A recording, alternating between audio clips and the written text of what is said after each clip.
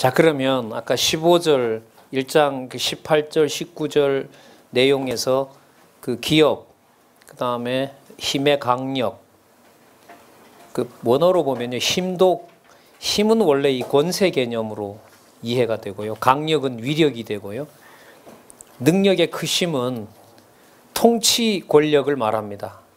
원어를 다 찾아왔는데 다 달라요. 19절에 힘은 나중에 찾아보시면 아시겠지만 이스키스라는 단어고요, 강력이라는 말은 크라로스라는 말이고요, 베푸신 능력의 능력은 디나미스입니다. 이게 전부 뭐와 관련되냐면요, 제국의 통치 구조를 설명할 때 쓰는 개념이에요. 그러니까 이 개념을 어디에다가 쓰면 안 돼요?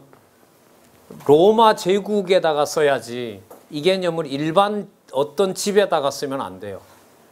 근데 지금 보세요. 초라하기 이를 데 없는 에베소 교회 성도들 뭐 몇 명인지는 모르지만 그 에베소가 그 여러분들 그 넓은 지역이거든요. 그러니까 뭐 모여서 대중 집회를 한 건 아닌 것 같아요. 이 편지 내용으로 보면. 근데 별 볼 일 없는 그 식구들이 몇 명이 있는 데다가 어디에다가 쓰는 수식어를 쓴다고요? 로마 제국에다가 쓰는 수식어를 쓰는 거예요. 그럼 둘 중에 하나죠. 미친놈이거나. 그렇잖아요. 여러분 우리끼리 앉아가지고 무슨 먹고 노는데 우리가 무슨 세계 제국에 무슨 뭐 이거 하면 다들 미쳤다고 그럴 거예요. 지금 어떻게 보면 이게 미친 거죠. 제대로 미친 거죠. 로마 제국의 황제에게나 붙여야 될 통치 개념을 하늘과 땅이 무슨 통일시킨다 그러고, 그리고 제국보다 더 위대하다라고 얘기를 하니까 이 진짜 나중에 그 사도행전에 보면 좀 나오는 설명들이니까 이런 거는 좀 유익한 것 같아요. 그 베스도가 로마로 사도 바울을 압송하기 전에 쭉 설명을 막 하잖아요. 그러니까 그 베스도가 맞죠? 베스도가 사도 바울 보고 뭐라 그러죠? 네 학문이 너를 미치게 했다. 그거예요. 이거 미친 거죠. 그 몇 명이 있는 성도들을 이렇게 부를 수는 없어요.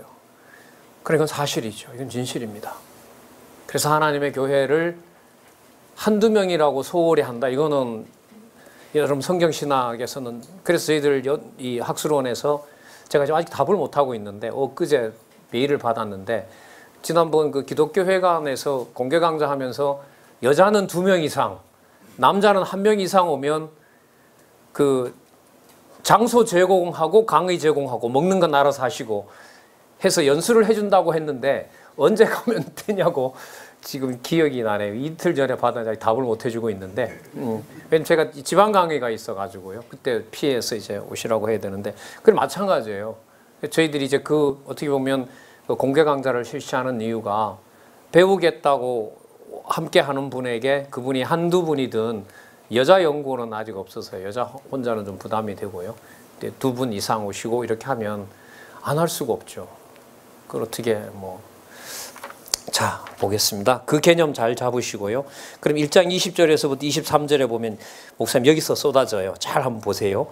20절에 능력 나오죠. 그 능력이 뭐냐 하면 죽은 자 가운데서 살려낸 능력입니다. 로마 황제 이런 거 못하잖아요. 자, 그 다음요. 21절 막 쏟아져요. 정사, 권세, 능력, 주관하는 자. 그 다음에 이 세상뿐 아니라 오는 세상에 일컫는 모든 이름 위에 뛰어나게 하시고, 자, 복종, 22절에 복종, 만물 위에 교회의 머리로 주셨느니라. 1장 20절에서부터 22절까지 전부 무슨 개념이죠? 통치 개념. 이거예요. 아담에게 약속했고요. 여기 비밀을 얘기를 해주고 있는 거죠. 지혜를 창조자로 삼아서 여호와께서 앞으로 창조될 나라를 전부 누구에게? 지혜에게 맡긴다는 거예요. 이게 창세기 1장 26절부터 자, 우리가 우리의 형상대로 사람을 짓고 그로 하여금 뭐하게 하자? 다스리게 하자. 이게 쭉 이루어지는 거죠. 그래서 마지막 아담으로 오셨고요. 예수께서 오셔서 여기 직임과 신분과 사역과 본성에 의해서 증거해 주시고 약속하신 사도행전 요한복음 14장에서 약속하신 대로 성령께서 오셔서 설립해서 양육하고 무장해서 투쟁해서 승리하게 하는 일체. 목사님 나온 김에 하나 좀 말씀을 드리면요. 에베소서에 무장한다는 내용이 나온다고 해서 에베소서 내용이 무장에만 한정되는 게 아니에요. 무슨 뜻이냐면 무장이 되려면 뭐도 했다는 게 전제가 돼요. 양육했다는 게 되고요. 양육받는다는 말은 뭐가 됐다? 설립하셨다는 거죠. 그 다음에 무장하신다는 말은 뭐예요? 투쟁시키겠다는 거고요. 그 다음에 반드시 뭐 한다? 승리한다. 그러면 여러분 이게 5가지인데 5가지를 전부 성령께서 하신다라는 것으로 보면 인간적으로 보면 편하죠. 듣기에. 아, 다 해주시는 거구나. 근데 두 번째는요. 양육까지 시켜도요. 무장 안 시키면 뭐가 돼요? 끝나요. 끝나요. 무장이 됐다 하더라도 내 좋은 대로 내 이득만 취하려고 싸우면 그것도 끝나요. 이 해석이 왜 가능하냐 하면 예수님께서 씨 뿌리는 비유 하잖아요. 맞죠? 다 잘 뿌려져요. 처음 날 때는 다 잘 오르는 것처럼 보여요. 나중에 뭐 되죠? 세상 재리와 염려 때문에 덮여요. 그게 뭐냐 하면은요. 그게 세속주의예요. 하나님의 교회와 성도를 누구의 욕심의 수단으로? 자기 욕심의 수단으로 삼는 것이 세속주의죠. 그게 곧 바로 뭐가 될까요? 그렇죠. 저 그리스도가 되는 거죠. 그래서 여기서 말하는 유대주의는 뭐냐면은요. 예수님보다 모세나 아론이나 천사를 더 숭배하는 게 유대주의예요. 근데 여러분 우리 다 유대주의에 빠져 있죠. 한국 교회가. 자기를 섬기라고 하잖아요. 지도자들이. 이건 유대주의예요. 진짜. 그거하고 뭐하고 가까워요? 그렇죠. 교회와 성도를 내 이용수단으로 삼는 거니까 세속주의로 가고요. 그건 바로 뭡니까? 적그리스도가 되는 거. 이게 3가지가 그러면 뭐가 아니에요? 3가지가 아니에요. 5가지가 5가지가 아닌 것처럼.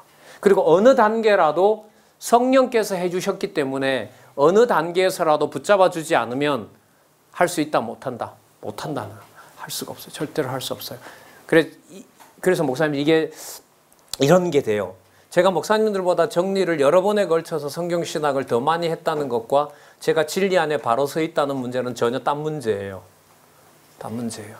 그래서 이게 세상 무슨 지식 보따리 장수처럼 가지고 흥정하면서 내 좋은 정보 줄 테니까 내놔라 이런 계산이 안 맞아요. 그래서 사실 저희들 저도 이렇게 우리 후원해서 합니다만은 정해진 사실 우리 연급이나 연봉은 없어요. 연봉은 없어요. 형제처럼 우리 과거 연구원들 이렇게 앉았을 때는 동생 형처럼 이렇게 나누어서 이렇게 살고요. 많이 들어오면 많이 들어오는 대로, 적게 들어오면 적게 들어오는 대로요.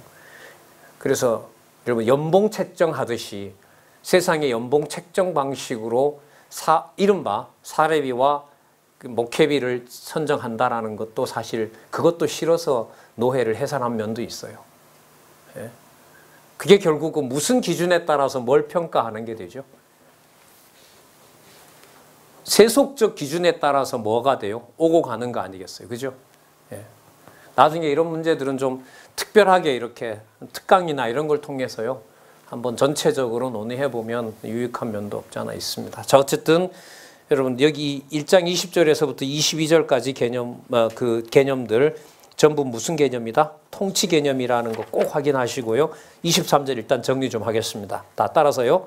그 교회는 누구의 몸이니? 그리스도의 몸입니다. 그리스도의 몸이니 자 만물 안에서 만물을 충만케 하시는 자 이분이 누구죠? 하나님 아버지입니다. 하나님 아버지의 무엇이다? 충만이니라. 충만이라는 말 여기 본문에 보면 설명해 놓았죠. 플레로마 여러분 완성입니다. 언약하신 것을 성취하는 개념이 바로 뭐냐면 충만이라고 보는 것입니다. 그러면 모든 세상의 수단들이 6장으로 가서 설명을 한다면 무슨 수단이 돼요? 전신갑주 있게 하는 수단인 거죠. 전신갑주. 자 그러면 2장으로 가셔서 한번 볼게요. 2장으로 가셔서 신약교회 설립의 실제에 보면 죽은 자를 살려서 세우는 내용이 나타나는데 허물과 죄로 죽었던 시대의 상태 및 자, 행위에 대해서 알려줍니다. 어떤 상태냐면은요. 참 볼까요? 2장 1절. 너희가 허물과 죄로 죽었던 너희를 살리셨도다. 그때에 너희가 그 가운데 생하여 이 세상 풍속을 쫓고 공중 권세 잡은 자를 따랐으니 자, 이거 전부 무슨 개념이죠? 아까 통치와 연관돼서 흘러가고 있죠. 지금 불순종의 아들들 가운데 역사하는 영이라. 자, 불순종 우리가 하는 게 아니고요. 불순종하도록 더러운 영에게 맡겨놓은 겁니다. 한국에 여러분 어떻게 보면 비진리가 흘러가는 세태 하나님이 불순종하는 자들에게 맡겨놓은 거죠. 전에는 우리도 다 그 가운데 우리의 육체 욕심을 따라 지내며 육체와 마음이 원하는 것을 하여 다른 이들과 같이 본질상 진노의 자녀였다. 로마서 1장 18절에 이미 언급을 했고요. 본질상 진노의 자녀입니다. 그러니까 도덕적으로요, 착하고 덜 착하고 이거 성경에서는 전혀 쓸모가 없어요. 아무런 쓸모가 없어요. 근데 여러분들 권력이나 어떤 세간의 평가를 할 때 우리 이번 선거에도 보셨지만 무슨 잣대? 도덕적 잣대가 그 사람을 결정하죠. 근데 그게 결정할 수 있을까요? 내면은 어떻게 하려요? 안 되는 거예요. 그러니까 여러분 교회라는 데가 진짜 감사하면서도 진짜 너무 고마운 게 성령께서 만들어주시는 신앙의 선후배가 존재한다는 약속을 받고 사는 것만큼 진짜 희망이 없죠. 그 사람이 사람을 못 믿는 시대로 가고 있는 건데, 자식도 부모도 못 믿는데 성령께서 전혀 다른, 유대인으로 말하면요, 누구까지도 누구처럼 만들어 놓는다. 이방인도 누구처럼 창세전에 기업의 보증인자로 깨닫게 해준다라는 게 이게 얼마나 혁명적이에요. 저희들도 마찬가지. 언제 우리 형도들하고 피가 섞였습니까? 뭐가 섞였습니까? 근데 그 자와 함께, 그 성도와 함께 어디를 얘기해요? 창세전에 우리가 뭐였다? 그리스도 안에서 한 자매였다, 한 형제였다. 이런 소리를 어디 가서 듣겠어요? 그게 또 그분에게 믿어져요. 서로 그게 믿어지게 해요. 거기에서 이해관계 떠나게 하고요. 서로 터치하지 않으면서도 합력할 때는 깨끗하게 합력해요. 그래서 저희들 그 기독교 지도자 협의회에 연보 관리 방식이 하나가 있는데요. 돈을 모아놓고 있는 돈은 하나도 없습니다. 그러나 사업이 계획이 되면 공지를 합니다. 그리고 사업 규모도 가능하면 금액을 정합니다. 이번 이런 일에 이러면 100만 원이 있습니다. 그 다음에 100만 원 딱 되면 자동적으로 더 이상 계좌 못 받도록 처리합니다. 그러니까 뭐가 쌓아놓으면 문제가 돼요? 뭐가 쌓여있으면? 예, 이게 쌓아놓으면 이게 문제가 되거든요. 그래서 경상비 이런 제도를 사실상 없앴습니다. 그러니까 자기가 주신 재물이니까 지혜를 가지고 뭐 하라는 거죠? 자기가 잘 관리하고 있으라는 거죠. 그리고 뭐 하면? 예, 선한 일이 드러나게 되면, 그래서 이런 상담도 저자도 그렇고 저도 그런 상담 안 받습니다만은 그런 상담은 안 받아요. 그런데 일반적으로 많이 있죠. 목사님 이번에 하나님께서 이렇게 주셨는데 이거 어디다 쓰면 되죠? 저희들한테 물어보지 말라고 얘기합니다. 답이 나올 때까지 기도해보라고 하죠. 기도해보라고 하죠. 왜? 당신에게 준 거니까. 당신 사전 당신이 더 잘 알지 내가 어떻게 하냐고.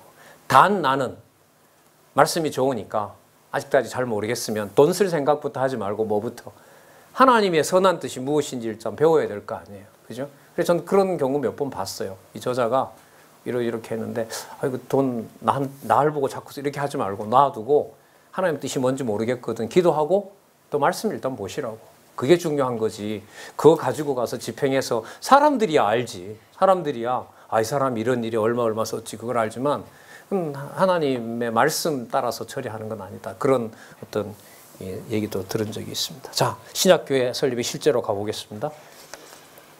자, 공중권세 잡은 자, 본질상 진노의 자녀였습니다. 그런데 자, 하나님께서 어떻게 하시냐 한번 볼까요? 2장 4절에 긍휼에 풍성하신 하나님이 우리를 사랑하신 그 큰 사랑으로. 목사님 여기 우리를 사랑하신 그 큰 사랑이 창조 전입니까? 창조 후입니까? 창조 전. 예, 꼭 잡으셔야 돼요. 이거. 그러면 어디에? 1장에 나왔던 걸 계속 지금 붙여나가는 거죠. 그래서 사도 바울이 1장 내용을 무시하고 에베소서 2장에서부터 6장까지 가지 말자는 거죠. 그 개념들이 계속해서 어떻게 돼요? 연관되는 거죠. 자, 하나님이, 긍휼에 풍성하신 하나님이 우리를 사랑하사 그 큰 사랑을 인하여 허물로 죽은 우리를 그리스도와 함께 살리셨고 6절에 보세요. 어마어마한 얘기죠. 함께 일으키사. 이게 여러분 히브리서에 나오는 영원한 제사입니다. 단번에 죽으심으로 자 어디를 열어놨다 그랬죠? 속죄소까지 들어가는 길을 열어놓으셨다 그랬죠? 함께 일으키사 그리스도 예수 안에서 함께 어디에 앉히시니? 하늘에 앉히시니. 메모 좀 하실래요? 마가복음 16장 19절. 마지막 절이죠. 마가복음 16장 19절 우편에 앉으셨느니라고 했는데 에베소서 2장 6절에 오니까요. 누구도 같이 앉혀놨다? 예, 이방인도. 이보다 혁명이 어디 있습니까? 진짜 혁명입니다. 예, 함께 하늘에 앉히신 이는 또 나옵니다. 그리스도 예수 안에서 우리에게 자비하심으로써 그 은혜의 지극히 풍성함을 자 무슨 세대? 오는 여러 세대에도 나타내려 하심이라. 자, 이 모든 것은 언제요? 창세전에 그렇게 된 것이라는 사실을 얘기를 해줍니다. 8절 볼까요? 너희가 그 은혜를 인하여 믿음으로 말미암아 구원을 얻었나니. 여러분 이 용어를 한번 잘 보세요. 은혜를 인하여 믿음으로 말미암아 구원을 얻었나니. 그러니까 은혜, 믿음, 구원 이 전부 무슨 용어예요? 기독론 용어고요. 맞죠?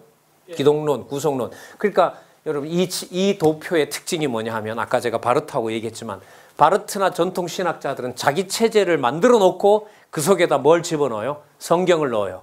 근데 이것은 뭘 바탕으로 시작해서 성경 본문을 바탕해서 전통 보수주의 신학자들이 해결하지 못했던 개념을 성경에 맞추어서 해설하고요. 마지막 목적은 누구의 존재? 여호와 하나님 살아계신 존재로 가는 거죠. 이보다가 더 분명한 존재 증명이 어디 있습니까? 칸트, 토마스 아퀴나스의 뭐 신존재 증명, 존재론적 우주 증명, 목적론적 우주 증명, 뭐 도덕론적인 전부 다. 근데 분명한 건 뭐냐면요. 그 유럽 신학이나 유럽 철학자들에게 궁극적인 고민은 결국 뭐였을까요? 신존재 증명이었어요. 니체라는 철학자 왜 신이 돌아가셨다고 했을까요? 살아계신 게 증명이 안 되니까요. 살아계신 게 증명이. 제가 니체를 공부하고 제가 철학 논문을 쓰면서 어떤 느낌을 딱 하나 받았냐면 이쯤에서 말씀 기억 안 나면 가는구나. 제가 그건 여러 번 느꼈어요. 그래서 어떤 그 선배한테 논문을 드렸죠. 그랬더니까 박 전사님은 이게 성경신학하고 뭔 상관이 있어? 이러는 거예요. 그래서 제가 경험은 뭐 유익한 거 이런 건지는 뭐 잘 목사님 뭐 설명하기가 좀 그렇고요. 분명한 사실이 있는데 제가 어느 지점에 하나님께서 안 붙잡아 주면 저를 어디로 버리는지 제가 알 것 같습니다. 이런 얘기를 한 적이 있었어요. 그러면 여러분 뭘까요? 신존재 증명이라고 하는 것은 여호와 하나님께서 살아계신 증거를 누구에게? 자기 백성들에게 확증해 주시는 거라는 거죠. 어디에 바탕을 두고요? 성경에 바탕을 두고. 그러니까 이거는 성경에서부터 어디로요? 하나님의 존재를 설명하는 겁니다. 저희들은 지금 에베소서에 들어가서 어떤 방식으로 약간 수평적으로 본문과 본문의 뭐죠? 논리적 연결성을 찾아서 지금 확인해 가고 있는 겁니다. 그래서 여기 보시면 9절에 보시면은요. 10절에 나오네요. 우리는 그의 만드신 바라, 아버지의 만드신 바라, 그리스도 예수 안에서 선한 일을 위하여 뭐라 그러죠? 지으심을 받았다 하죠. 여러분 지으심 받은 거 여기잖아요. 창세기 1장 28절. 하나님을 누구로 부를 수 있도록 하셨다? 아버지라고 부를 수 있게 하셨다. 이 일은 하나님이 전에 예비하사, 여기요. 전에 예비하사 우리로 그 가운데서 행하게 하려 하심이라. 자, 거기에 누가 들어왔다? 넘겨볼까요? 멀리 있던 이방인이 누구의 피로? 그리스도의 피로 가까워졌다는 거죠. 12절에 보면 그리스도 밖에 있었고 이스라엘 밖의 사람이었는데 약속의 언약들에 대해서는 전혀 상관없는 외인이요. 세상에서 소망이 없고 하나님도 없는 자이더니 이제는 전에 멀리 있던 너희가 또 나옵니다. 그리스도 예수 안에서 누구의 피로? 그리스도의 피로 가까워졌느니라. 그리스도의 피라는 것은요.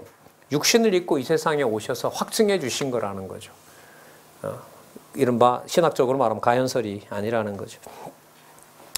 자, 그 다음에 아까 여러분들 그 부분 있죠. 아까 지음 받은 자라는 거 그거 한번 보시고요. 2장 14절부터 18절에 보면 화평하게 하는 방법과 그에 따른 두 가지 목적을 알려주는데요. 여기 한번 잘 볼게요. 목사님 이게 화평하게 해주는 방법이 한번 뭔가 보세요. 자, 14절부터 한번 보겠습니다.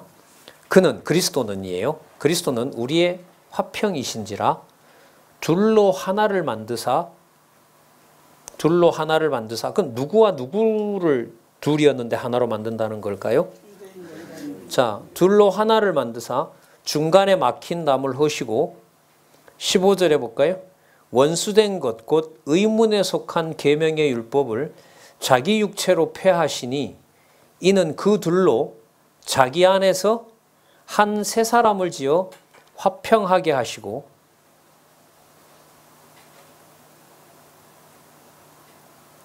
그 십자가로 이 둘을 한 몸으로 하나님과 화목하게 하심이라. 자, 그럼 아까 14절에 여러분들 유대인과 이방인이라고 했는데 아니죠. 화평, 누구와 누구의 화평을 말하는 거예요?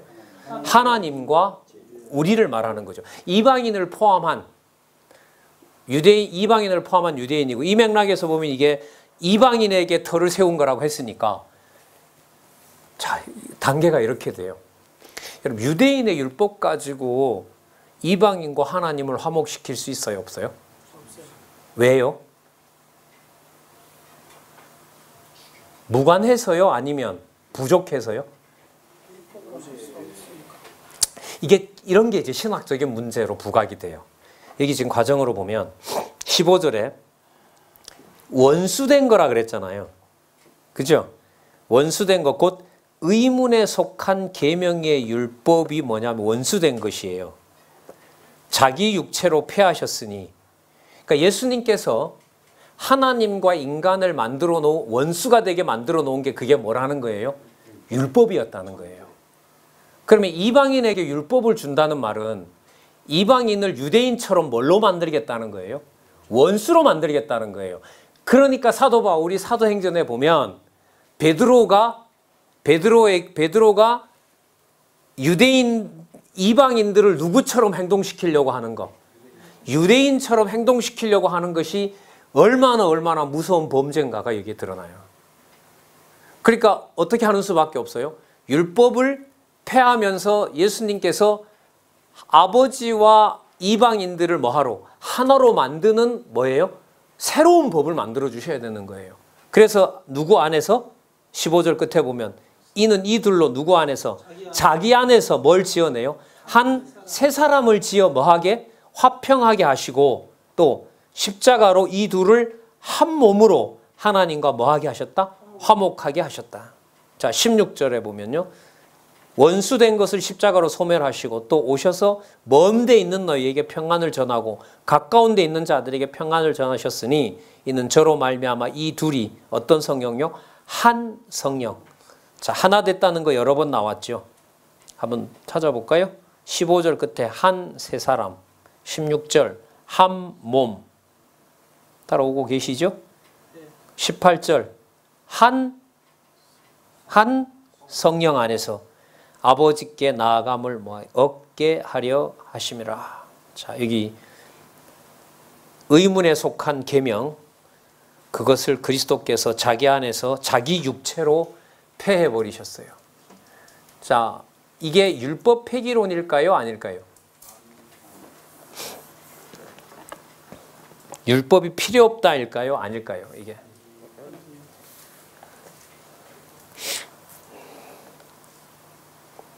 자, 이게 갈라디아서에서 이걸 해결하고 왔어야 돼요. 갈라디아서에 보면 율법은 무슨 노릇한데 있죠? 몽학 선생.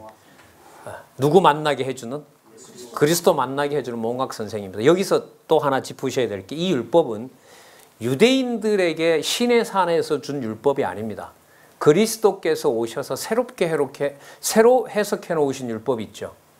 한 구절 어기면 다 어기고 어느 누구도 뭐 할 수 없는, 율법으로는 하나님 나라 갈 수 없는, 마음으로 미워한 자가 이미 뭐 해버리는, 살인했고 뭐 여자에게 음욕을 품는 자마다 뭐 이미 간음했다는, 도저히 인간으로는 뭐 할 수 없는, 지킬 수 없는 율법을 말합니다.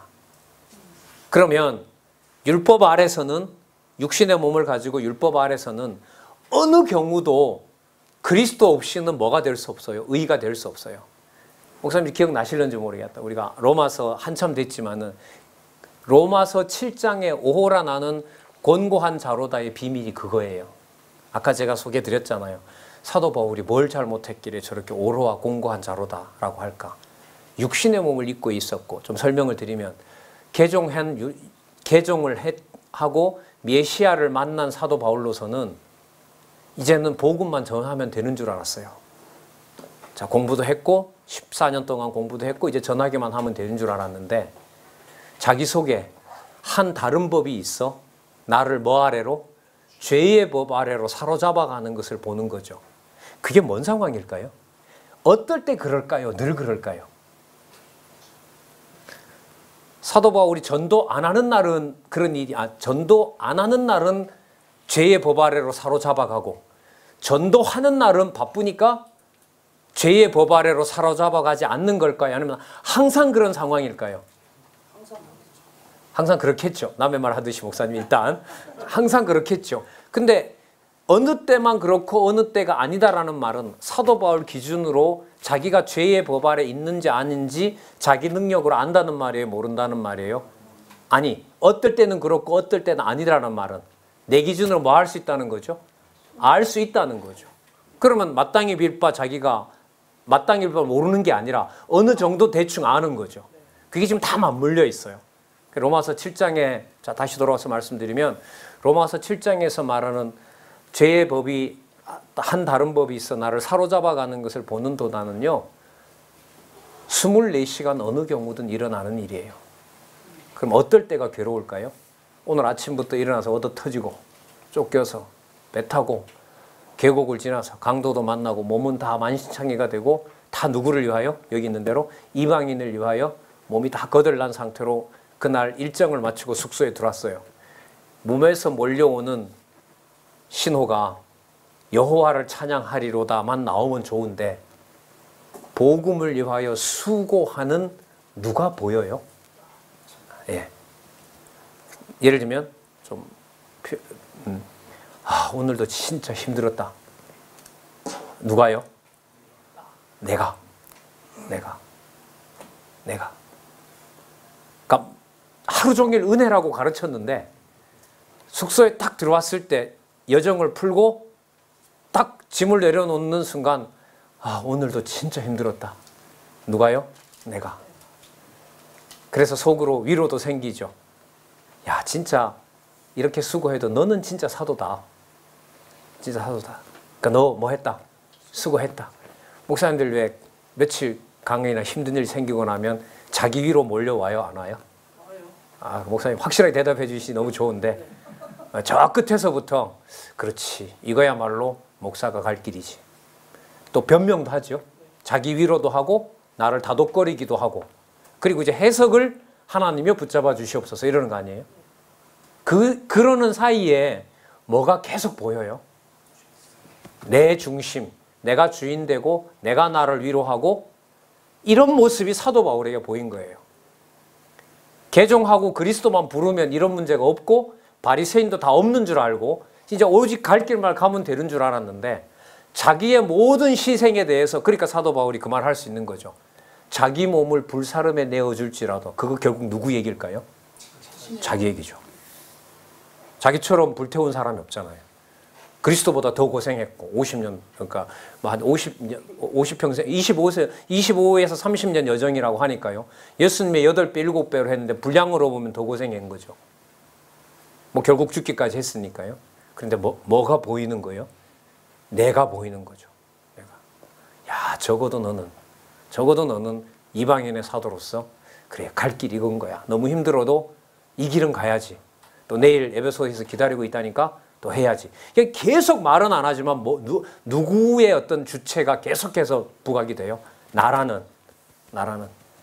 진짜 그래서 여러분들 바른 성경이가 거기는 오라 나는 공고한 자로다를 어떻게 번역했냐면 죽을 지경이다 그렇게 번역해놨어요.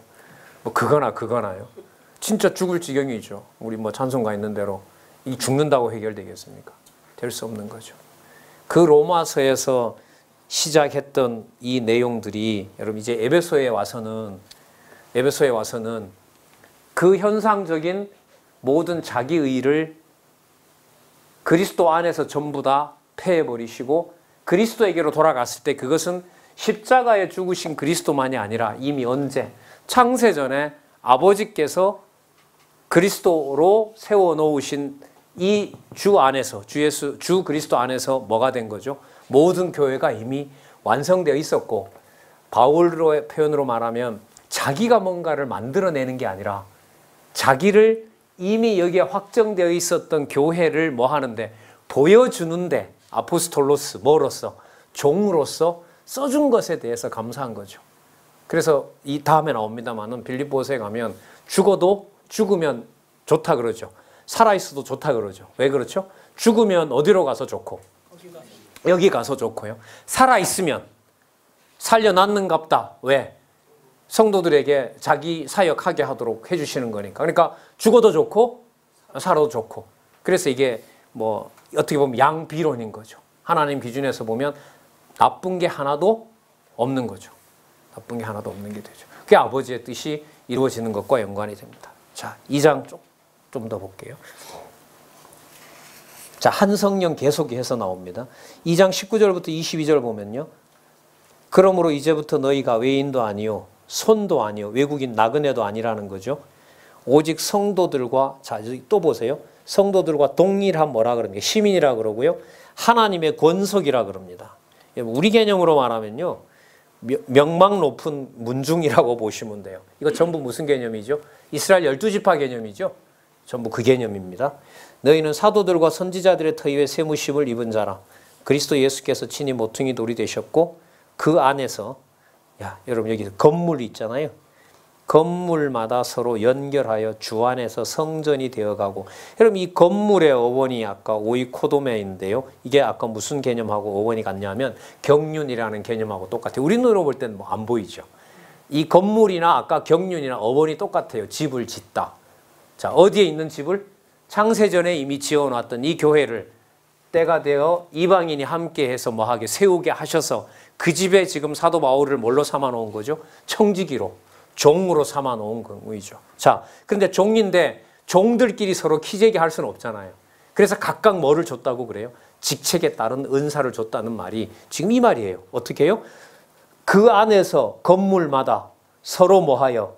연결하여 주 안에서 뭐가 되고? 성전이 되어가고. 그러니까 이게 가시적인 이 성전, 절대로 성전이라 부르지 말았으면 좋겠어요, 목사님들은. 성전을 부르려면 함께하는 내 가족, 어디 아래 있는 진리 아래 함께하는 지체가 먼저 떠올라야지 로마 바탈리칸을 떠올리시면 안 된다는 거죠. 아니에요. 진짜 아니에요. 떠버려요. 떠버리고 왜곡됩니다. 여기 보세요. 그 안에서 건물마다 서로 연결하여, 모퉁이 돌은 아까 누가 되셨다 그랬죠? 그리스도께서 친히 모퉁이 돌 되셨고 약속하신 대로 내 이름으로 함께하는 자들이고요. 건물마다 서로 연결하여 주 안에서 성전이 되어가고 너희도 성령 안에서 하나님의 거하실 뭐가? 처소가. 그러면 여러분 지성소가 어디로 옮긴 거죠? 성도들에게로 옮긴 거죠. 그럼 교회가 겁난다는 거예요. 교회만큼 엄한 데가 없다는 거죠. 네. 되기 위하여 예수 안에서, 자, 나오네요. 함께 지어져 가느니라. 자, 그 다음에 사도의 직분을 줬다는 겁니다. 자, 그래서 성도 여러분 이렇게 됩니다. 그래서 성도 여러분 제가 여기 갇힌 자가 됐는데, 그래서 바울이 울먹이죠. 그걸 점점점 이렇게 찍어놨어요. 원문에는 어떻게 표시할지 모르겠는데 3장 1절 보세요. 이러함으로 그리스도 예수의 일로 너희 이방을 위하여 갇힌 자 된 나 바울은, 자, 이 번역을 제가 좀 찾아봤는데요. 자, 여기 먼저 여러분 이 868일에 보면 그 두 번째 단락 세 번째 줄에 본문을 직역하면 868일 세 번째 단락 두 번째 단락 세 번째 줄 본문을 직역하면 이러함으로 너희 이방을 위한 그리스도 예수의 포로인 나 바울 곧 내게 주신 너희를 향한 하나님의 은혜의 경륜, 또 나오네요. 은혜의 경륜을 너희가 깨달을 것이라. 여기 보시면 너희 이방인을 위한 누구의 포로라 그래요? 예수의 포로. 그리스도 예수의 포로라고 하죠. 이게 바른 번역이에요. 근데 우리 본래 있던 개역 성경을 보면은요, 이게 잘 안 드러나요. 이러함으로 그리스도 예수의 일로 너희 이방을 위하여 갇힌 자 된 나 바울, 이렇게 해서 마치 그리스도 예수께서 이방인을 위해서 사도 바울을 갇히겠다 이렇게 되는데 그 말이 아니고요. 분명히 사도 바울을 가둔 사람은 누구예요? 로마잖아요. 근데 지금 이 표현에 보면 감옥에다 데려다 놓은 사람이 누구라는 거죠? 그리스도 예수라는 거예요. 그래서 이런 부분이 좀 아주 미묘하지만 이 번역이 제대로 된 거 맞아요. 이 번역 제도 확인했어요. 그리스도 예수의 포로로 된 거예요. 그럼 좋아요, 나빠요? 그렇죠. 현실로 보면 어디에 와 있는데? 감옥에 와 있는데, 감옥에 들여놓은 것을 로마 군인이 잡아서 나를 핍박한다가 아니고요. 누가 잡아서? 그리스도 예수께서 거기다 잡아놓고 바깥의 교회는 그리스도가 알아서 무장시키고 여기서 나는 뭐 해서 진리를 전하는 자로 삼아서 다른 사람에게 또 전하고 자기는 단지 뭐 하는 것만 기록해서 바깥으로 두기고와 같은 동역자를 통해서 공급하는 거. 여러분 이런 걸 뭐라고 하냐면요.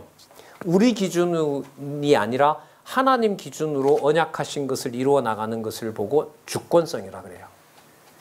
전능성 개념하고는 다른 거예요. 전능성은 뭐냐면요. 사단까지라도 쓰는 분의 능력이 바로 전능성이에요. 그 다음에요. 사단을 어느 쯤에 쓸 것인가를 하나님께서 때와 장소를 정하세요. 그걸 뭐라 그럴까요? 그걸 주권성이라고 이해하시면 돼요. 그럼 정리를 하면 이렇게 되겠죠. 순전하고 정직한 욥까지라도 사단에게 맡길 수 있는 능력은 전능자이세요. 전능자이신 하나님이세요.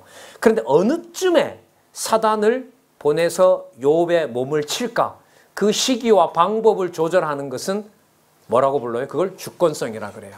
우리 개념에는 그게 절대 주권성이라 그러잖아요. 우리가 절대 주권성이라고 할 때는 뭐냐면 전능성과 주권성이 포함된 언어로 썼었어요. 근데 그걸 그대로 말하면 당장 반발이 일어나죠. 그래서 절대 주권성, 신적 속성을 얘기를 할 때는 성경 본문에 있는 사건들을 차분하게 전개하지 않으면 당장 그건 절로 배운 좋은 방법은 아니에요. 당장 반발에 부딪혀요. 절대 주권자 이러면 당장 뭐예요? 조폭같이 생각되거든. 한국교회에서는. 그 그대로 액면 그대로 설명할 수는 없는 거죠. 지금 오늘 목사님들한테 전달 여기 보시는 것처럼 그 로마 제국주의자들이 잡아서 감방에 둔 게 아니라 하나님의 교회를 하나님의 방식대로 무장시키기 위해서 성도들은 못 봐서 애달게 하고 사도 바울은 만나지 못해서 애달게 하지만 진리를 기록해서 동역자로 하여금 보내는 방법이 교회를 뭐 하는 방법이다? 무장시키는 누구의 방법이에요? 하나님의 방법이에요. 그러면 이렇든 저렇든 간에 전해지는 것이 진리만 전해진다면 그 교회는 건전한 교회입니다. 이게 그래서 교회의 절대 표지를 말씀이라고 하는 이유가 바로 여기에 있다고 보는 거죠. 자, 조금 더 볼까요? 은혜의 경륜 또 나왔네요. 마찬가지입니다. 경륜이라는 말이나 여러분 집 짓는다는 말이나 그러니까 은혜의 경륜이라는 말은 여기에서 주신 은혜가 교회를 세우는 일로 드러났고 그 교회에 이방인이 들어왔고 그 이방인이 들어온 일을 이미 누가? 내가 이루는 것이 아니라 그리스도께서 이미 자기 피로 이루셨다. 바로 이게 여러분 두 번째 이 3장에 해당되는 사도의 직분과 관계되고요.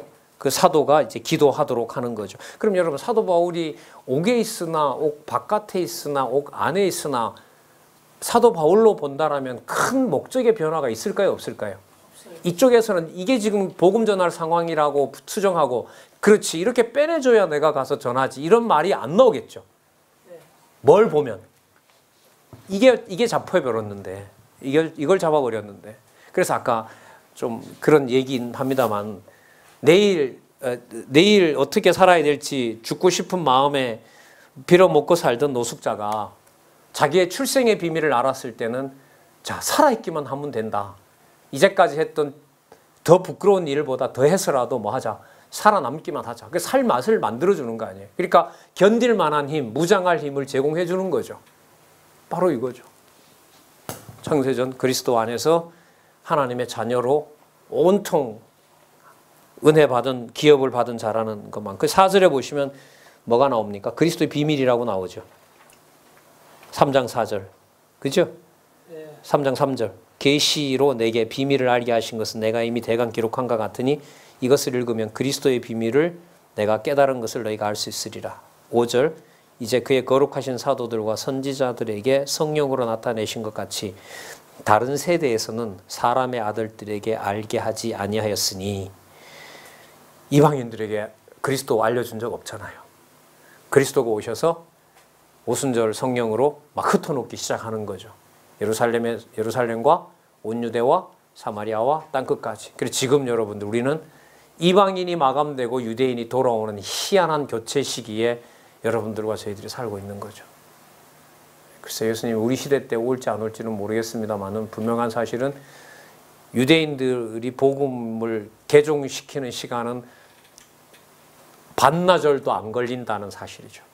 아까 말씀드린 것처럼 군대 가는 청년들이 신약도 읽는다면 다 자기네 동네 이야기인데 뭘 따로 공부할 게 있겠어요? 딱 하나만 남겨져 있는 거죠. 2000년 전에 우리 조상들이 죽였던, 우리가 읽었던 그 신약에 나오는 그 예수가 누구였다? 예, 그것만 되면 끝나는 거죠. 끝나는 겁니다. 지금 여러분, 지금 참 희한한 게요. 이 유대인들이 지금 이 복음 전하는 이 퍼센티지를 보면요. 한 지금 15년, 20년 동안에요. 0.4, 0.7 왔다 갔다 해요. 제가 볼 때 뭐예요? 10% 늘어나고 20% 늘어나고 30% 이거 필요 없어요, 유대인들은.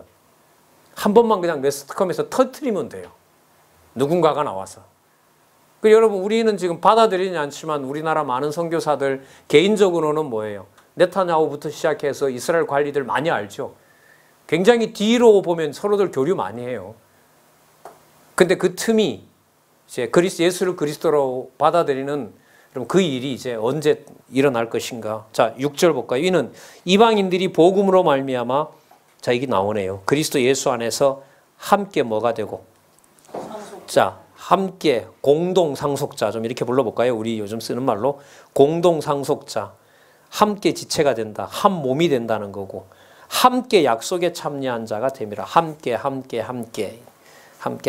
서로 연락하고요, 한 집이 되고요, 성전이 되고요. 우리가 이런 개념들이 이제 3장을 통해서 전달되고 있습니다. 자, 그래서 3장 7절에서부터 9절 보면 이 복음을 위하여 예수 그리스도의 능력이 역사하시는 대로 내게 주신 하나님의 은혜의 선물을 따라 내가 일꾼이 되었노라.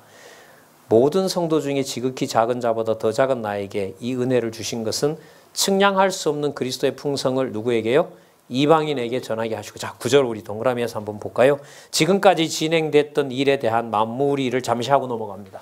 여기 일과 여기부터 진행된 일을, 자, 정리가 이렇게 되죠. 영원부터 만물을 창조하신 하나님 속에 감추었던 비밀에 또 나오죠. 비밀에 뭐가요?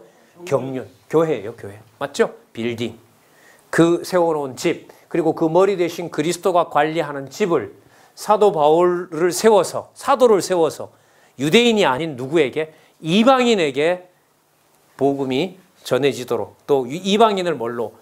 기업의 공동 상속자로, 맞죠?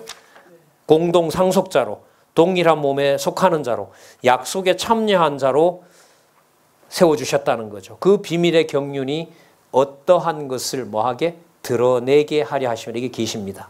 자, 여러분, 여기 이 개념요.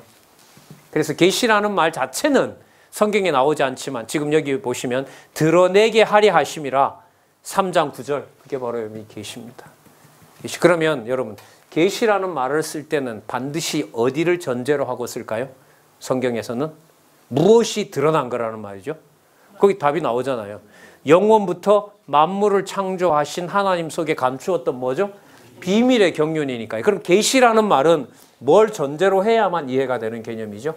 창세전 영원한 하나님의 작정을 전제로 해야 이해가 가능한 개념이 계시라는 거죠. 그러니까 목사님들하고 제가 어떤 대화를 하다가요, 만약에 이런저런 막 논리나 논쟁 속에서 있다가 그냥 한마디로 어쨌든 저쨌든 모든 게 뭐다? 여호와 하나님 살아계신 계시다라고 하면 끝나는 거예요. 이미 우연적으로 우리가 치고받고 하는 모든 일들 다 그거 누가 살아계신 증거다. 하나님 살아계신 증거를 뭐 해준 거다? 보여주는 거다. 욕심내지 마라. 그냥 진짜 되게 하시는 대로 우리 살자. 이래 되든 저래 되든 하나님 살아계신 거 확인하면 되지 않느냐. 그래서 저자랑 이제 서울 와서요, 몇 번 이렇게 좀 위로가 필요한 자리에 갔을 때 보면 그렇게 마지막 이렇게 공고나 권면을 하더라고요. 뭐 예를 들면 자식이 먼저 간 이런 상황에서 절대로 낙심하고 절망하고 포기하면 안 된다고. 근데 저게 인간적인 위로랑 뭔 차이가 있지라는 건데, 나중에 이제 덧붙이는 말로 보면 내 자식은 죽어도 하나님 살아계신 건 흔들리지 않는다. 그 바꿔 말하면 자식이 죽었으니까 모든 게 끝난 게 아니고 누가 살아계신 증거가 더 분명해진다. 예, 영원한 생명을 주관하는 여호와 하나님 더 생각나게 하려고 하는 거니까, 입관 예배 때 보면요, 예배라고 하는 거 입관식이라 그러는데, 입관이 끝난 다음부터는 울지 마세요. 아주 냉정하게 하는 거예요. 왜요? 입관은 우리 세상 일로 말하면 뭐 하는 거죠? 세상에서 드리는 거잖아요. 맞죠? 세상 사람이 아닌 거잖아요. 실제로. 마지막 그거 아니에요. 자, 왜 누가 데려가는 거죠? 하나님께서 하나님 품속으로 데려가는 거죠. 그리고 뭘 확증해줘요? 그게 그림자고 진짜 영원한 생명은 변함이 있다 없다? 없다는 사실을 받아들일 수 없는 자식과 가족의 그걸 통해서 확증해 준 거니까 너무 그렇게 슬퍼하지 마십시오. 너무 슬퍼하는 거 불신앙입니다. 아침에 진짜 받아들이기 힘들더라고요. 왜 받아들이기 힘들냐면 제가 못 따라 하겠으니까. 그것도 어떻게 따라해요. 근데 사실이잖아요. 이 눈물은 자율교감신경이어서요. 한쪽 눈은 흘리고 한쪽 눈은 안 흘리고 이게 안 돼요. 이게 되면 이쪽은 웃고 이쪽은 슬리면 되는데 이게 안 되기 때문에 그리고 이 장례식장에 이렇게 장례식장에 갔을 때 참 유심히 지켜봤어요. 성경을 이렇게 공부하고 자, 왜냐면 이게 지금 옥중서신이잖아요. 옥중서신이라는 말은 목숨이 누구 편으로 넘어간 거죠. 인간적으로 말하면. 바울 편에 있는 게 아니잖아요. 저쪽으로 다 넘어간 거잖아요. 거기에서 사도 바울로 하여금 하나님께서는 무슨 카드를 써요? 영원부터 만물을 창조하신 하나님 속에 감추었던 비밀의 경륜, 내가 지어놓은 집, 그 속에 너를 기업의 보증, 유산, 공동유산으로 만들어서 너에게 생명을 주고자 했던 것, 그것을 뭐 하게 하려고? 어떠한 것을 드러내게 하려고. 그럼 방법이 뭔가 보세요. 사도 바울을 잡아서 어디로 보내고, 감옥에 보내고, 바깥에 있는 성도들은 사도 바울을 그리워하는 데서 끝나는 것이 아니라 사도 바울이 고난받는 걸 통해서 무엇을 알게 하고요? 창세전에 함께 받았던 유업이 뭔지 생각나게 해주려고. 그러니까 사도 바울이 아까 우리 읽었었잖아요. 내가 들어간 거 여러분에게 뭐가 된다? 영광이 된다. 어디에 영광요? 이 영광이 된다는 거죠. 그럼 이런 논리 없잖아요. 세상에 어디에서 이런 논리를 들어요? 이런 얘기를 들을 수가 있겠어요? 어떠한 것을 드러내게 하려 하심이라. 자, 오늘 여기까지 오늘 할게요. 그 다음에 3장 10절에서부터 13절 이게 어마어마한 얘기로 정리가 돼요. 목사님 이게 아까 그리스도께서 통일되게 하려 하심이라까지 봤는데요. 우리 한 절씩 같이 읽어볼까요? 3장 10절 한번 읽어보겠습니다. 시작. 이는 이제 교회로 말미암아 하늘에서 정사와 권세들에게 하나님의 각종 지혜를 알게 하려 하심이니. 자, 여기서 일단 볼게요. 자, 정사와 권세는요, 거의 같이 나타나요. 정사라는 말이 나오면 권세라는 말이 또 거의 같이 나타납니다. 신약 성경에는. 그 말은 무슨 뜻이냐면요. 정사는 여러분들 쉽게 말하면 로마 제국이라는 어떤 큰 제국의 권력이고요. 정사는 뭐냐 하면 그 제국을 다스리는 뭐예요? 통치자. 그럼 답 나오죠. 하나님이 지어놓은 영원한 천국과 그 천국의 뭐 되시는 머리 되시는 그리스도. 그 세상 나라와 이 교회. 현실적으로 보면 어떻게 보이는?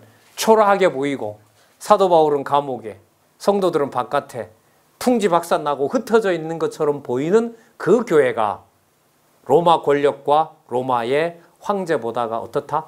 더 견고하고 단단한 나라다라는 사실을 여기서 보여주는 겁니다. 그러니까 여러분들 국가에서 뭔 일이 세계에서 뭔 일이 벌어진다 하더라도 하나님의 교회, 만물에 충만하신 하나님의 교회의 영광스러움을 성취해 가시는 도구가 된다는 것이 바로 지금 이 맥락에서 설명이 될 수 있습니다. 자, 또 풀어주네요. 11절 읽어볼까요? 시작. 영원부터 우리 주 예수 그리스도 안에서 예정하신 뜻대로 하신 것이다. 예, 그래서 에베소서는 영원 접속 코드다. 교회를 통하여 하나님 영원하신 하나님 존재 확증하는 것이다. 12절 또 읽어볼까요? 시작. 우리가 그 안에서 그를 믿음으로 말미암아 담대함과 하나님께 당당히 나아감을 얻느니라. 예, 뭐 이제는 정죄할 게 없죠. 로마 권력이 맞겠어요? 유대주의자들이 맞겠습니까? 그리스도의 피로 구속 죄사함을 얻게 하신 것을 가지고 이방인으로서 당당히 나가는 거죠. 그래서 그 사도행전 가면요.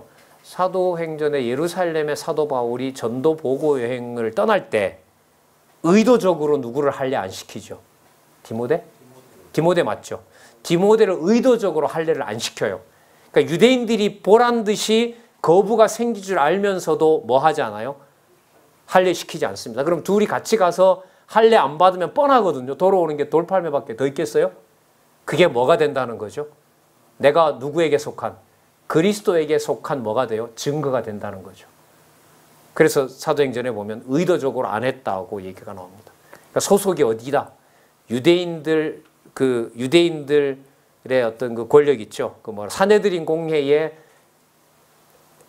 탄압받을 수도 없고 로마 권력에 탄압받을 수도 없고 유대 지도자들에게 종속될 일이 아니다.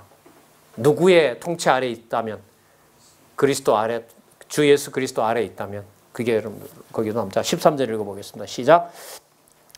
그러므로 너희에게 구하노니 너희를 위한 나의 환난에 대하여 낙심치 말라. 이는 너희의 영광이니라. 예, 아멘. 예, 목사님이나 저나 진리의 영광을 준비하실 수 있기를 바라면서요. 자, 마지막으로 여러분 이 책 안내를 잠시 하고 예, 마치도록 할게요. 자, 어디를 보시냐면 8646 보세요. 8646. 자, 책 구성에 대해서 말씀을 드리려고 합니다. 여러분 오늘 에베소서 1장에서부터 3장 13절까지 나오는 동안 계시든 경륜이든 뭐든 하나님의 뜻이든 간에 창세전 영원하신 하나님의 작정을 빼고 설명이 돼요, 안 돼요? 절대로 안 됩니다. 맞죠? 자, 그걸 염두에 두시고요. 자, 안내를 해드릴게요. 8646페이지에 보면 첫 번째 단락은요. 에베소서에서부터 빌레몬서까지 내용이 무슨 내용인지 설명하는 내용입니다. 에베소서 빌레몬서는 이렇게 나오고요. 그 다음 두 번째 단락의 내용은 뭐냐면 자, 이러한 증거는 제일 마지막 문장을 한번 보시면은요. 두 번째 단락이요. 8646에 이러한 증거는 여호와 하나님께서 창세전에 작정하신 영원한 뜻에 따라 언약하신 말씀에 바탕을 두고 있습니다. 자, 창세전 근거 얘기하고 있죠. 그 다음 세 번째 보시면은요. 일찍이 여호와 하나님께서는 누구 이름이 나옵니까? 첫 아담이 나오죠. 그러면 세 번째 단락은 어디로 가는 거죠?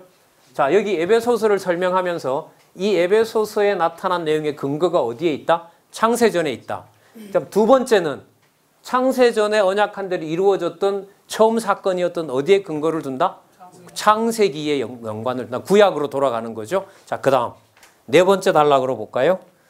네 번째 단락에 보시면 네 번째 단락은 뭐냐면 여러분 이 3장의 주제가 뭐냐면 교회 무장이죠. 맞죠? 교회 무장이기 때문에 뭘 뽑아내냐 하면 구약 전체 내용 중에서 무슨 내용이요? 뭐에 관련된 내용? 지금 이 주제가 뭐니까? 교회 무장을 통한 성취니까요. 그죠? 그럼 구약 전체 내용 중에서 무슨 내용과 관련된 것을 뽑아내요? 교회 무장과 관련된 걸 뽑아낸 거예요. 자, 그럼 순서가 자, 이 말씀의 근거 어디서 잡는다? 하나님의 계시이기 때문에 창세전에 하나님께서 언약하신 내용이다. 두 번째, 이게 신약이기 때문에 어디에 근거를 두고 있다? 구약에 근거를 두고 있다. 세 번째, 이 주제가 교회 무장이기 때문에 구약 성경 내용 중에서도 어디에 내용들을 초점을 맞춘다? 무장에다 맞춘다. 여러분, 구약에서 무장과 관련된 내용 하나 역사적 사실 뭐가 있을까요?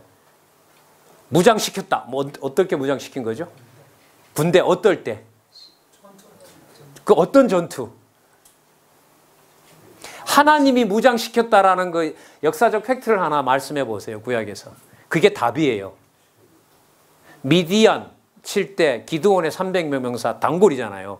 누가 300명 골라 뽑아내죠? 처음에 몇 명 뽑아서 3만 명 뽑아서 300명으로 줄이잖아요. 누가 무장시켜요? 예를 들면 그 네 번째 단락이 그거라는 거예요.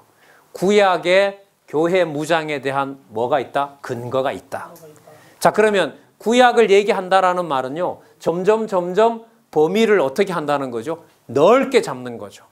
어디로 확대하는 거죠? 성경 전체로. 그게 네 번째 단락이에요. 그 다음 볼까요? 다섯 번째 단락은 8647에 가면 다섯 번째 단락은 여기 보세요. 자, 한번 넘버를 매겨볼게요. 자, 여기 교회 오늘 우리가 무장에 대해서 살펴봤잖아요. 자, 첫 번째 근거 어디에서 잡았죠? 창세기에서 잡았죠. 창세전에서 잡았죠. 두 번째 어디에서 잡았어요? 구약 전체에서 잡았죠. 구약 전체에서 무장과 관련해서 뽑아냈죠. 그죠? 네 번째는 뭐냐 하면요. 요 성령께서 오시기 전에 누가 계셨어요?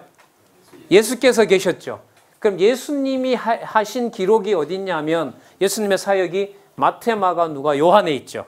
그럼 마태, 마가, 누가, 요한 중에서 지금 이 부분은 뭐와 관련되니까? 교회와 무장과 관련되니까 마태복음에서부터 사도행전, 요한 사도행전 1장 11절까지 복음서에 나타난 무장의 근거를 찾아내겠죠. 자, 무장은 여기 교회도 설명이 돼야 되겠고요. 무슨 개념도? 무장도 설명이 돼야 되겠죠. 예수님께서 약속하신 무장 내용 있잖아요. 베드로에게 약속했던 거. 어떤 권세도 무엇을 침범하지 못하리라. 정확한 구절이 음부의 권세가 결코 이기지 못하리라. 자, 요거 했어요. 자, 여기 네 번째 단락이죠. 그럼 다섯 번째 목적은, 자, 다섯 번째 목적은 오늘 답 나왔었죠. 하나님의 교회 우리 보고 잘 먹고 잘 살라고 세워준 거 아니죠. 창세전에 이거 우리에게 복 준다는 내용이 핵심이 아니죠. 무엇의 영광을 찬미하려게 하려 함이라? 하나님의 은혜의 영광을 찬미하게 하려 함이라. 그래서 다섯 번째에 보면 성경 계시의 목적. 우리로 말하면 성경 공부 목적인 거죠. 목적인 겁니다. 이게 여섯 번째 단락은 아까 설명한 거예요. 요것은 이렇게 되죠. 무장 내용은 이게 첫 번째 단락이었던 거죠. 첫 번째 단락이었던 거죠. 자, 이것의 첫 번째 근거, 두 번째 근거, 주제와 관련된 세 번째 구약 근거, 성령의 한 성취니까 앞에 나타났던 예수님 근거, 다섯 번째 궁극적인 목적. 그러면 성경 계시 기록의 목적은 뭐냐면 영원한 세계에서 창조 전부터 계셨던 여호와께서 살아 계신 증거가 교회가 뭐 되는 무장하는 것의 확증으로 드러나게 되는 거죠. 자, 또 우리 기준으로 보면 이게 무장인가 아닌가라고 하지만은 약속된 내용이 무장이기 때문에 옥중에서 쓰건 옥에 감옥 가 있는 스승이 보고 싶건 서로서로 애랄게 하더라도 교회를 세우시고 양육하시고 무장하시는 살아계신 주 예수 그리스도의 능력에는 어떤 손상이나 훼손도 절대로 있는 법이 없습니다. 다 무너져도 반드시 무장하는 것은 바로 뭐냐면 교회입니다. 신령한 교회예요. 그리고 이 교회를 우리가 진리 안에서 확증하고 산다는 것이 한국 교회에서 너무너무 감사한 거죠. 여러분, 세계 어느 나라가 교파를 초월해서 집에 성경을 놔두면서 보든 안 보든 집집마다 성경이 있는 나라가 세계에 없거든요. 독일에서 그 유학생활 한 적이 있는 독일 사람이 신기하게 생각해요. 뭘 신기하게 생각하느냐? 지하철에서 성경 읽는 걸 신기하게 생각해요. 왜? 자기네들은 교회에다가 다 꼽아놓고 다니거든. 주일날 그때 뽑고 그 찬송가 뽑아서 그때 펼쳐보고 다시 꽂아놓고 오지. 다니면서 뭘 읽어요? 이런 거 없어요. 세계 그런 나라 없어요. 사우디아라비아나 이런 나라도 읽고 싶어도 못 읽는 거고요.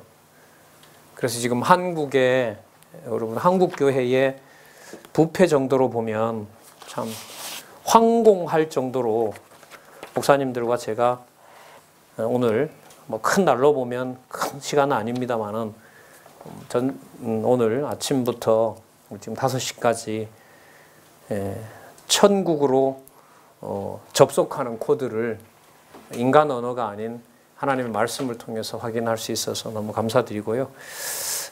또 연구하시고 공부하시고 또 강론하시는데 도움이 많이 되기를 바라고 또 뵐 수 있기를 간절히 바라겠습니다. 기도하겠습니다. 하나님 아버지 감사합니다. 많은 날들 중에 귀한 날 허락해 주셔서 하나님 말씀 오늘 보게 하신 것, 하나님 살아계신 말씀으로 성경을 하나님의 말씀으로 확인해 나가는 귀한 일들을 저희들에게 허락해 주셨습니다. 하나님 더 깊이 사랑하고 싶고 더 깊이 깨닫고 싶습니다. 진리의 영께서 우리 살아있는 동안 또 우리의 총명한 날 동안 진리의 말씀을 더 사랑하는 귀한 주의 종들 될 수 있도록 또 그 사역지에서 어떤 한 순간에서라도 진리와 비진리와 타협하거나 비진리에 무릎 꿇는 하나님 나약한 주의 종들 되지 않도록 진리 안에서 꼭 잡아주시기를 예수님의 이름으로 기도드렸습니다. 아멘. 네, 감사드립니다. 네.